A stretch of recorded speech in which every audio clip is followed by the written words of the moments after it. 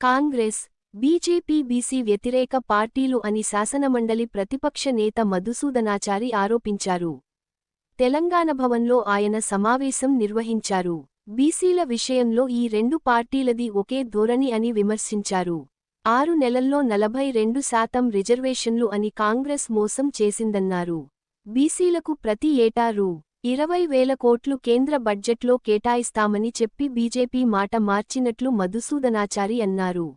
ఎంత దుర్మార్గం, ఎంత అమానుషం!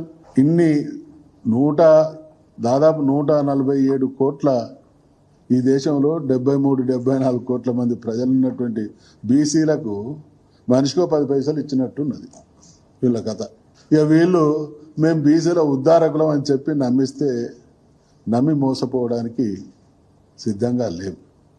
అంటే వెరసి అది కాంగ్రెస్ ప్రభుత్వం అయినా బీజేపీ ప్రభుత్వం అయినా బీసీల జీవితాల్లో మార్పు రాకూడదు, శాశ్వతంగా వాళ్ళు అదే స్థితిలో ఉండాలి.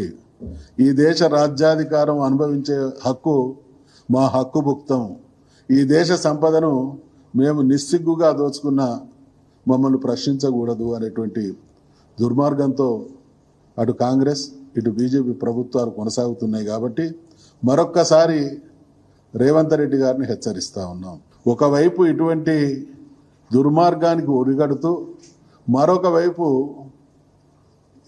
చాలా అద్భుతమైనటువంటి డైలాగ్, ఆయన లాంటి పాలన ఈ రాష్ట్ర ప్రజలు ఎన్నడూ చూడలేదట. నిజమే, ఎన్నడూ చూడలేదు.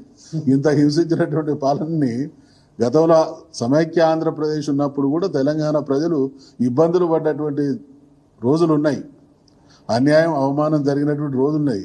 కానీ ఇంత దుర్మార్గం ఆ రోజులలో కూడా చూడలేదు. 42% రిజర్వేషన్లు అమలు చేసి మాత్రమే స్థానిక సంస్థలకు ఎన్నికలు జరిపించాలి. లేకపోతే ఇది అన్యాయం కాదు, ఇది అణచివేతగా మేము భావించాల్సి వస్తుంది. తెలంగాణ ప్రజలు అన్యాయాన్ని భరిస్తారు కానీ అవమానాన్ని అణచివేతను సహించరు అనేటువంటి విషయం కేసీఆర్ గారి నాయకత్వాన తెలంగాణ రాష్ట్ర సాధనోద్యమం నిరూపించింది.